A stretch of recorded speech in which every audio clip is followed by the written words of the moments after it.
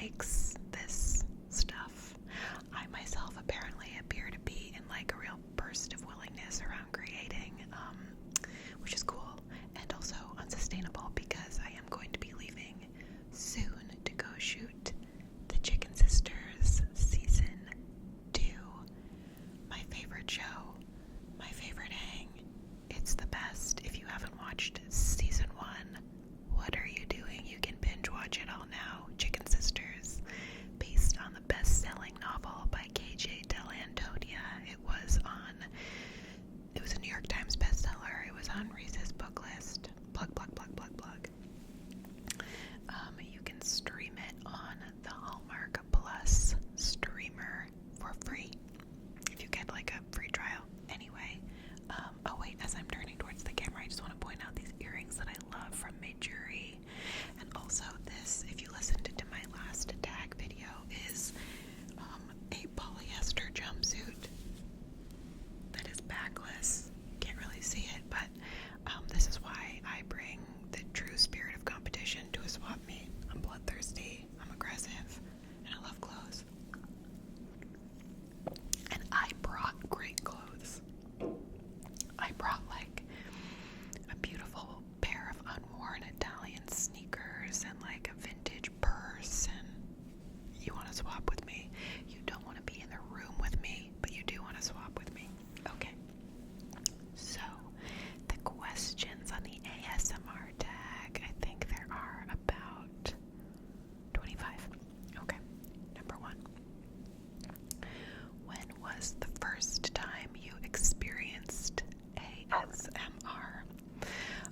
I definitely remember getting it as a child at the doctor's office, probably like everyone. And then I had a violin teacher who had this like mouth sound quality.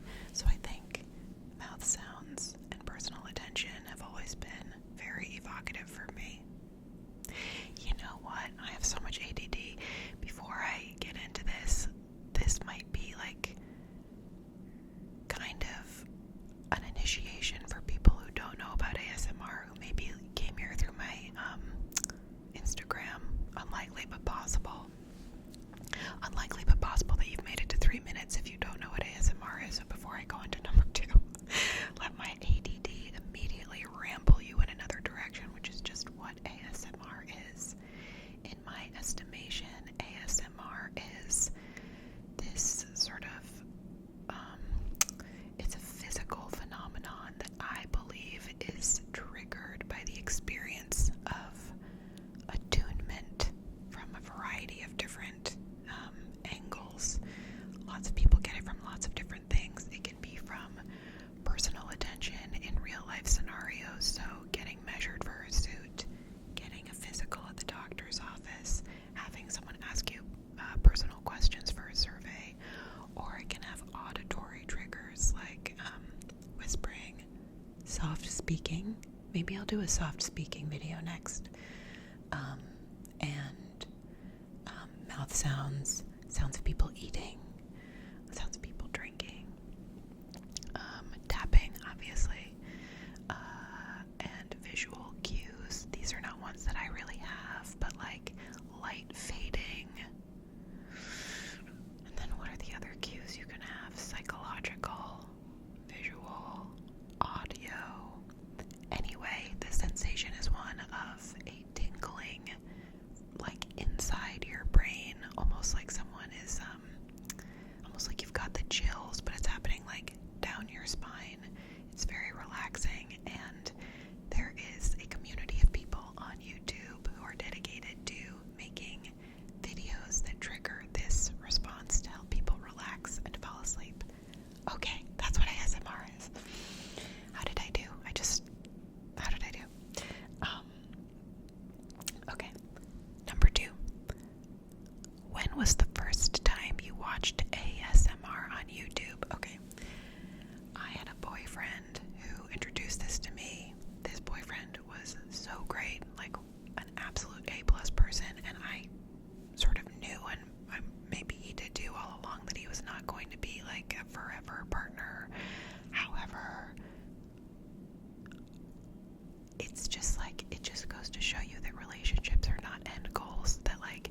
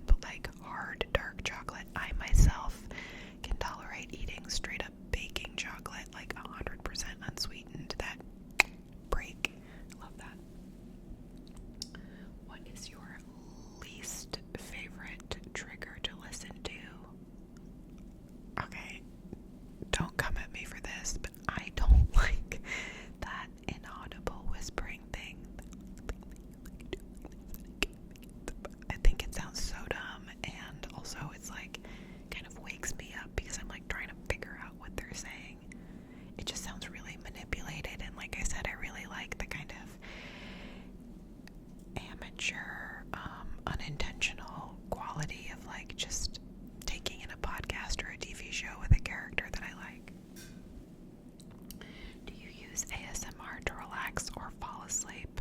Yes, every single night, to the point of like, these people are like characters in my relationship, or my boyfriend is like, oh, there we go. Whisper, whisper. He once tried to do it for me. It was very sweet. He's one of those like hideous, naturally gifted sleepers who like puts his head down and lifts his head up, and it's been 8 hours and he's woken up never. I don't understand it. Okay. What is your bedtime routine? Honestly, I feel like my bedtime routine begins first thing in the morning. Like, that's when I start thinking about how the hell I'm gonna like set myself up for sleep the next night. So like, when I have caffeine, how much caffeine I have, matcha, coffee. I recently quit Coke Zero, which was painful. What a beverage. And then I often do breath work to kind of like work out during the day the kinds of charges that would keep me up at night if they weren't like fully processed and felt through. And then at night, like, it's about like, when do I stop drinking liquids, which I try to do, so that I'm not peeing all night long. When do I stop eating chocolate? See, aforementioned unsweetened dark chocolate. All that stuff. And then I take like a million friggin' supplements, from like edibles to melatonin, this over the counter from Canada called Gravol. I am not a doctor. I am not a doctor. Magnesium glycinate, theanine, so much theanine. I mean, it's just like all this stuff like lives on a side table next to my bed. I have blackout shades. I have like a favorite sleep mask that's like really old, and I don't even think they make anymore. I think my dad like got it on an airline, but it's like old sweatshirt material and I love it. I use a different eye mask for breath work than I do for sleeping because I'm superstitious about like the enlivening energies that might come up during breath work. It's gotta be cold. I'm sorry to say, it's the worst thing I do for the environment, but it has to be cold. And I have a sound machine, and I listen to ASMR. I'll frequently like queue up a playlist of videos, or listen to videos on Julia's website. I pay for YouTube without ads. Who else does that? Okay, we're on number 9. What is your favorite trigger to do? My favorite trigger to do so far has been the ones with my friends, Sarah and Skylar. I think it just like feels, I don't know. I don't know if you guys know what human design is. That's like a whole other subject. Don't even know if that's a real thing, but I'm a generator, and I think that like I get a lot out of having like a playmate, like a co-creator and a collaborator. And it's very like, I don't know, it feels very the thing that I struggle with most about making these videos is not having anyone to like instigate the questions. So tags really work for me. I'm not good at rambling. I'm not good at it because I think I get in my head.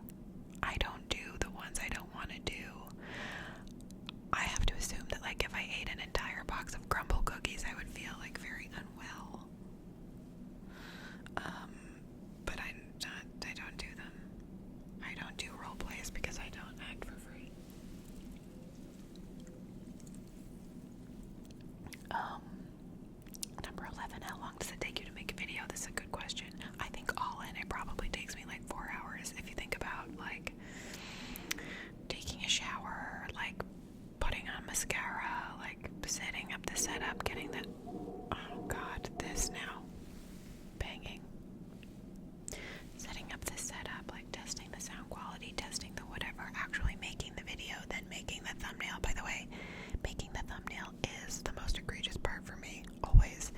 Uploading it, putting in like all of the description and the hashtags and whatever, it probably takes like 4 or 5 hours per video.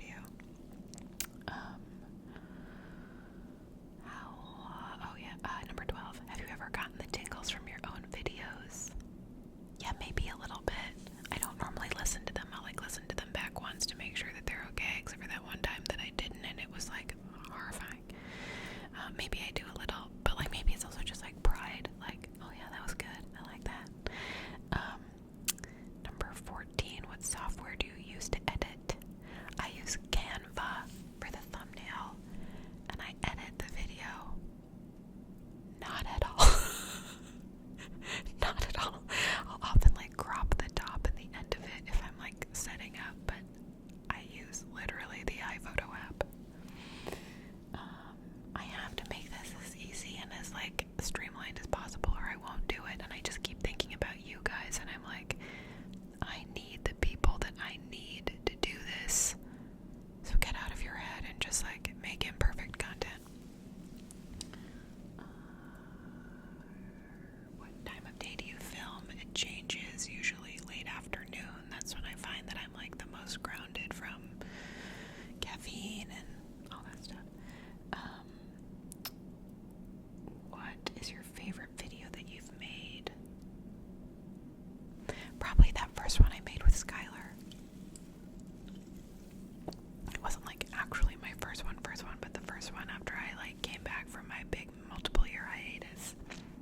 It was just like so supportive, and having like someone that I adore so much like make it so sane to do something like this and do it with me, and like I also really just like those Lakey crackers that we were chomping on.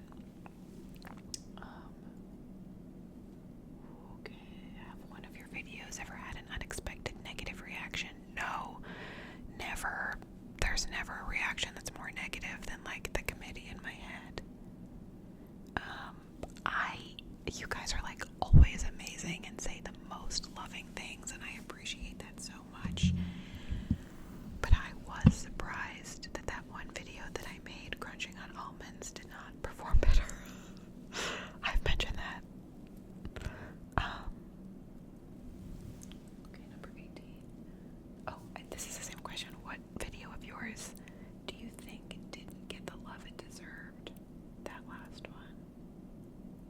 But also, like, I have such delusions of grandeur. Like, I really thought, like, oh my god, I am the only creator who, like, is doing this in her own likeness and, like, isn't using a handle, and, like, this is gonna be huge. Like, I'm gonna have an article about me in, like, New York Magazine. Absolutely not. But do like and subscribe to this channel, like this video, and subscribe to my channel, because we gotta get these numbers going, guys. Or like, you know, I need it. I need the positive reinforcement.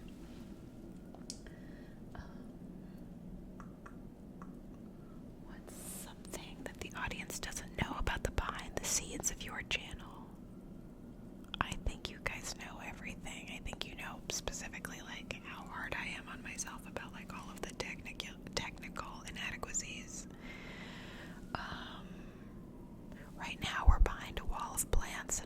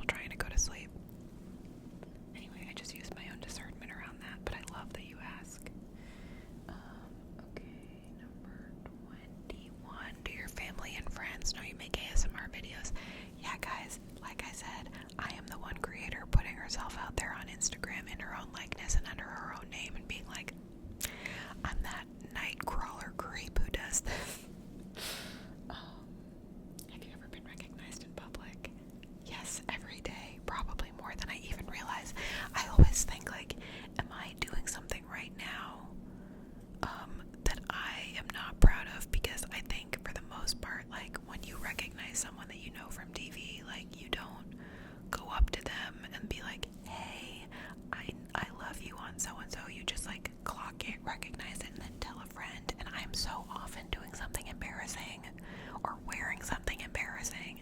I have to act more famous. Number 23. What inspired